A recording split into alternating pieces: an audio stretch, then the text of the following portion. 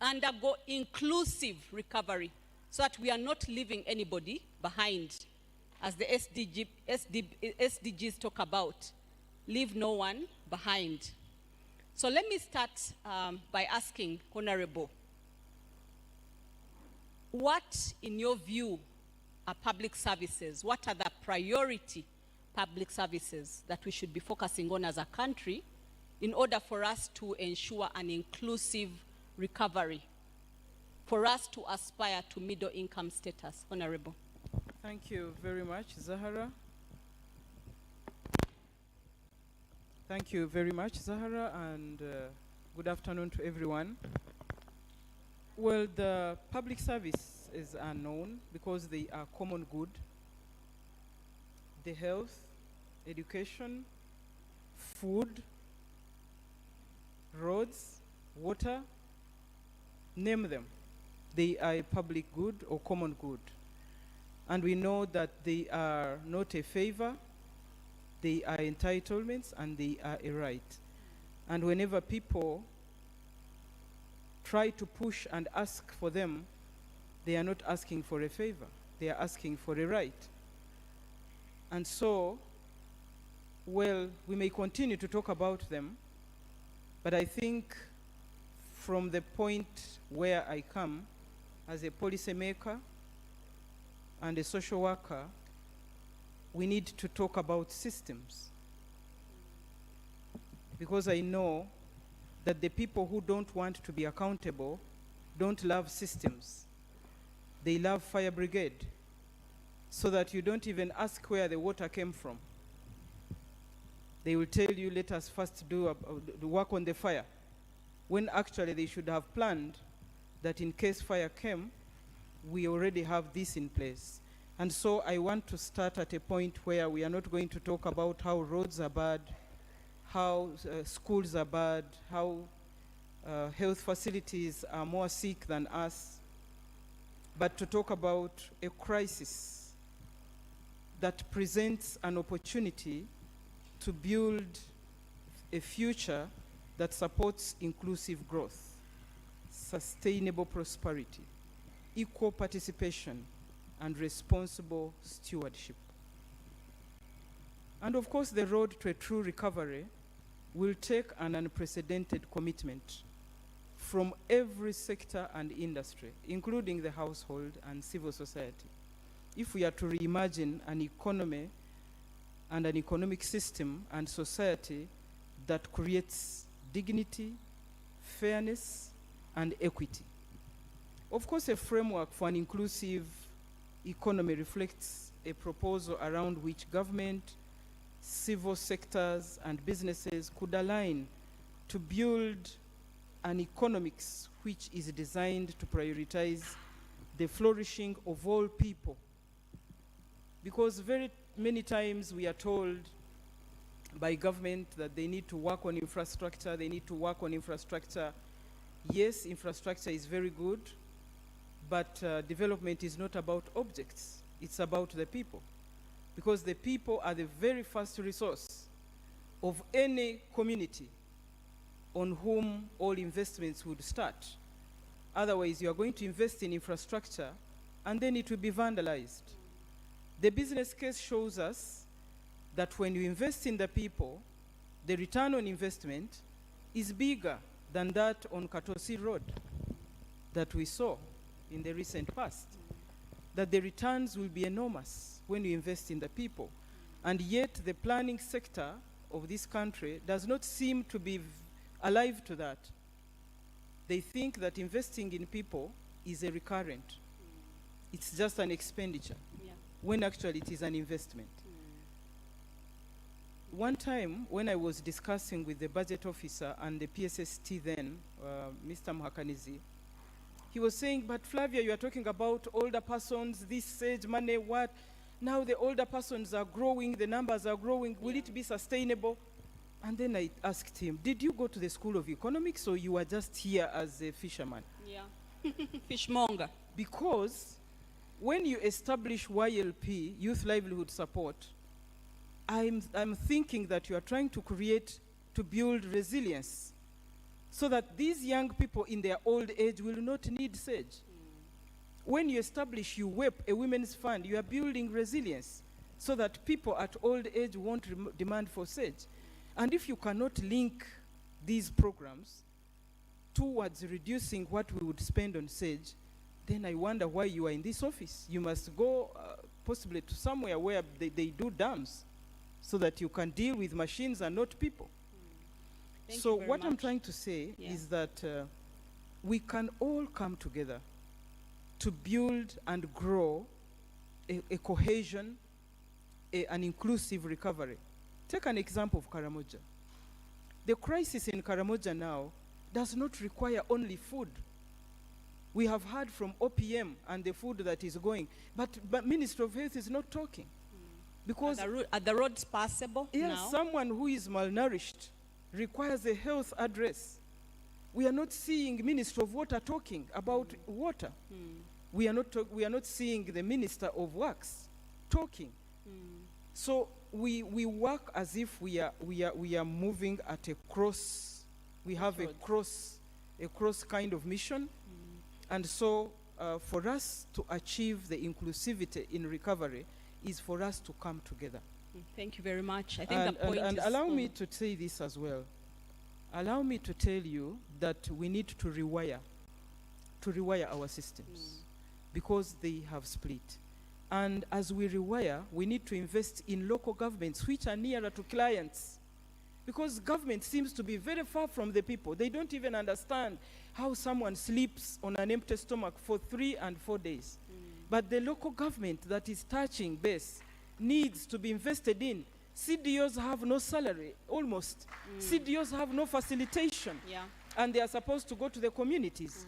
The Family and Child Protection Unit is a unit at police where you'll find the policewoman or woman sitting under a tree, no pen, no paper, no nothing, and yet things are happening in homes. Children are being abandoned in homes, violence is doing bad in homes, people are sleeping hungry, and so if we don't invest in the local government's capacities so that they can address these issues because they live with them, and we sit up here in parliament and wherever we are in agencies and those intercoolers, and we think we are planning when we don't even know how people are living, I think we miss a point. And I will end with social protection, of course. I'm a champion of social protection. It is social protection that should be part of the short and long-term response to health, food, education, security, and socio-economic consequences of the shocks and crises we have come into. Because social protection has a multiplier effect. And I will come to it later if I'm given a chance, but let me stop at philanthropy. The people of Uganda are very philanthropic. It is traditional. It is not something that is demanded from them, but they do it. Traditionally, when someone lost a person, people would come carrying things, food to this aggrieved family. And people donated land to the schools you see. People donated land to the health centers. People donated land to the facilities we are talking about. Today, it's not the case. But they continue to do wedding bashes. They continue to do bath. What do you call them? First tooth celebration. All those. And they give a lot of money. And so, even in COVID, when someone was talking about government taking debts, they even actually borrowed from its people during COVID. They started begging We gave for government here at food from Makerere. the people. Yes. And the people gave. Yes. At a time when you least expected them to give is when they gave. And therefore this country has a philanthropic citizenry. We need to harness this philanthropy. We need to have a policy on philanthropy so that it is not abused, because the money we give to beggars on the streets does not go to them. It is some Ugandans who have sat somewhere and they have decided to levy from us through begging. So it needs to be regulated. We can flagship a certain sector like health, and Ugandans will be willing to contribute to improving their sector. Let Thank us you very harness philanthropy as one of the development agendas. Thank you very much. And I think, Honorable, you emphasized the point that inclusive recovery is something for us all to be involved. Often we hear tusaba government etuyambe, you know, as if the buck stops with the government. Yes, it does, because the government is the key duty bearer. As we talk about public services, they need to be organized by an official body, by the government, in order to benefit others. But there needs to be that involvement of everybody. Let me turn to you, Mr. Dungu, from the Ministry of Education. There are claims that Mackay University and other universities across the country are churning out half-baked. What kind of lawyers are you sending to us these days? Is a frequent song that we hear, you know, from the law firms. But what are we getting? You know, how much more can we do with these people that we have just received, and we're also recycling to the next level? How is the public education sector doing? How have you been affected by the COVID? What is lacking? How are you being financed by the government? So give us an overview about public education in Uganda. Thank you, moderator. I hope you can hear me. Good afternoon, ladies and gentlemen. Yes, post-COVID, COVID showed us that as the education system, we really needed to do much more than we were doing. And thank God, we had already a plan, and that plan was to change over the education system.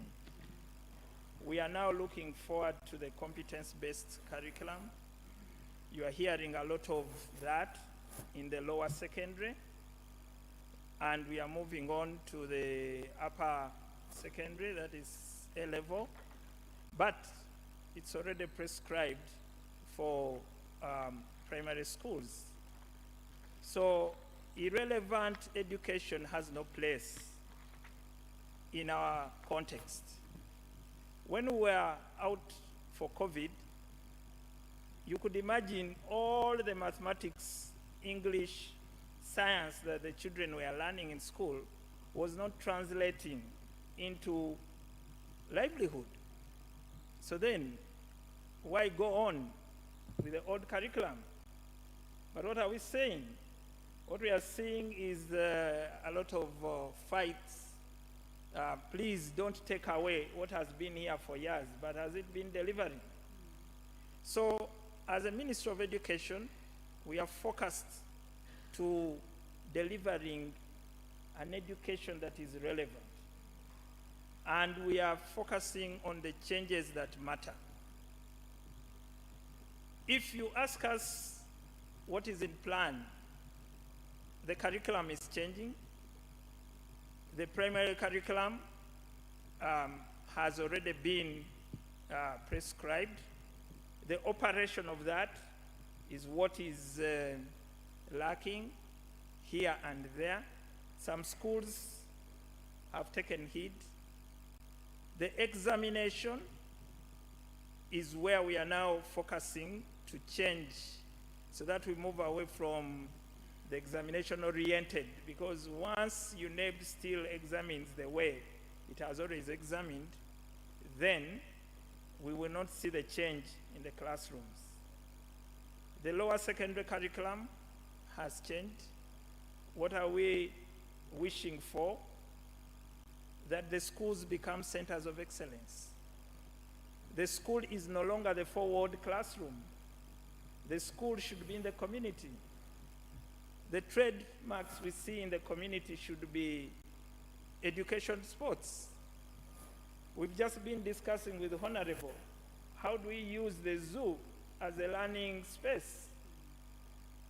Can the English language lesson for schools in Entebbe be at the zoo? And with luck, she was just telling me they have even moved the zoo online. For those who can afford the technology, they can even see the zoo. But we have so many schools probably around the national parks. How are those schools responding to the conservation stories that are within the national parks? Can we see more children coming out as part of the conservationists of this country. So one, the curriculum is changing. But two, as government, we are looking at owning more schools. Once education remains largely in the private sector, then some of these changes don't move according to plan. So from the financing I had being discussed in the morning, I'm only hoping that more of that comes into the education sector, because when we looked at the 2021-2025 strategic plan, we wanted to have schools in every sub-county. This year, from last year up to this year, we have about 700 schools coming into plan. We have the World Bank, which is financing building of new schools. We are also looking at grant aiding if there is a private school that we can take over as government, because unless we as government are in charge of the education, we cannot run the education the way it must be run as a public good. We are doing a lot of deployment of teachers in schools. This year, just a few weeks ago, about 2,800 teachers have been promoted into government schools. But over the last 3 years, each year, we've been recruiting 2,000 teachers every year. Of course, the sub-counties are many. It will take us some good years to have a school in every sub-county. True. But the partnerships, the philanthropy that Honorable was talking about is what we really want to see. Providing learning materials, the new curriculum, we are printing quite a number of books and putting them into schools. But we still call upon civil society, other community organizations to look at that school in that particular area. A holistic education. And then read the book for them. This is what we are supposed to be doing. Thank you very much. And Can we work with that? And that is all well and good, and I think we do want to appreciate what we've had in the last so years. But human rights jurisprudence also tells us that education should not only ensure availability. I think you've talked a lot about, the infrastructure. Sorry, the availability of teachers and all that. But I think we also need to think about the accessibility as well as the quality, affordability and quality. Is the education that we are giving, is it effective? Yes, we've changed the curriculum. Are we observing the principles of respect and dignity? I think we've seen cases in the papers about these schools that are, the classrooms that were built and that are failing. And now we know that the construction brigade, I think the engineering brigade of the UPDF is one that is in charge now of constructing schools. Will that aid and ensure inclusive education going forward? Can you just talk about the challenges of that inclusivity? Well, again, when you talk about inclusivity, when you talk about good education, quality education, it comes back to the quality of the teacher. It comes back to the training of that teacher. It comes back to the facilitation of that teacher. I think government is committed to facilitating our teachers, though we may not go full blast, we may not be able to achieve all. I don't want to get into where we are now, but you've had our teachers crying for more and more. Yes, as government, the commitment is there. The resource envelope is what is not the best, Of course, notwithstanding the discussion we had earlier on in the day, but as Ministry of Education, we would wish that the manpower is well facilitated, because it is key. Now, going to, and of course that is also the issue of access. That's why we are talking about more schools, more teachers, so that we can have children coming to school, but also getting value for money while they are in school. But we have also seen schools where you visit a school and it received textbooks, and the textbooks are locked up in the head teacher's office. But you also have the district education officer, you have the district inspection officer. So it is a real turnaround of the whole system, of everyone, and it is a reawakening, and I think COVID did well. It was bad that COVID came, but it did well to show us where we stand. But also, the civil society, the togetherness that Honorable was talking about. Let us not leave these things to government alone, because probably government may not be everywhere all the time. The parents in our schools, they have, once UP is set in, US is set in, they took a back seat.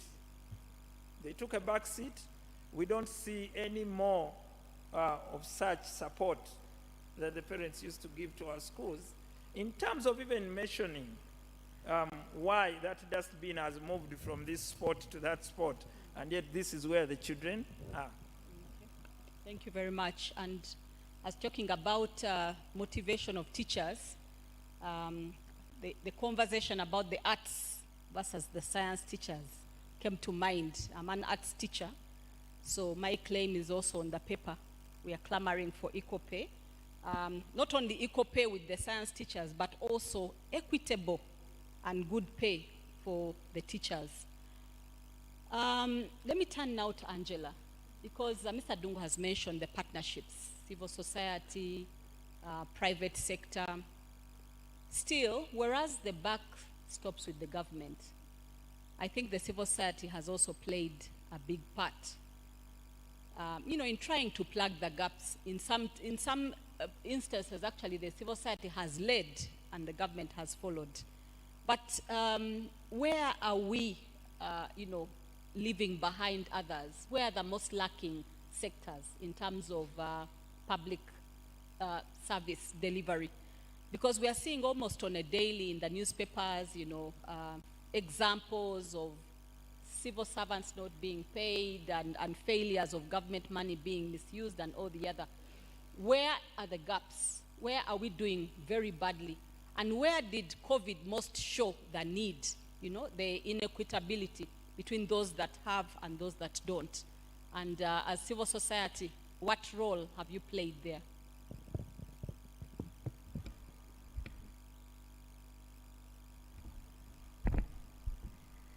Thank you, Dr. Zahara. I'm very glad that I'm on this panel. I'm very glad that Mr. Dungu in his presentation used words like public goods, government being in charge, and then Honorable Kabahenda also referred to returns on investment. So this panel is about strengthening public services.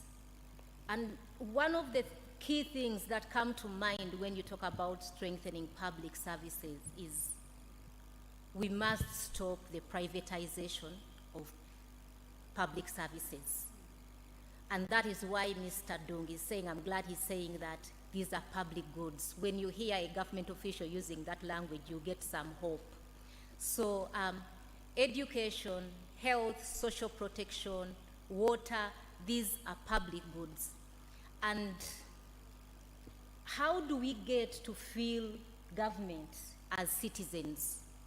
We are here as citizens of Uganda. How do you feel the government? How do you know that the government is present? It is through provision of public goods, like education, like health, like social protection, like water. So we have been talking a lot that for us, COVID was a blessing in disguise. Because COVID came, and if we are clever, we should be able to learn from COVID. But we are not yet learning, but I hope to give some recommendations at the end. In terms of financing, what we have in the current budget 2022-2023, education has 4.4 trillion out of the 48.3 trillion. And Uganda, as a country, but also looking at education as a right. You know, we have challenges. We have not looked at education, we have not looked at health, we have not looked at them as rights. So there are agreements that we have signed on to as a country to be able to put in place certain things. So when you look at education, just the most recent is the SDG framework, the Sustainable Development Goals. We indicated that at least 4% should be going, 4% of our GDP should be going to education. But right now we have 2.6. When you look at health, the health budget now, it is 3.7 trillion.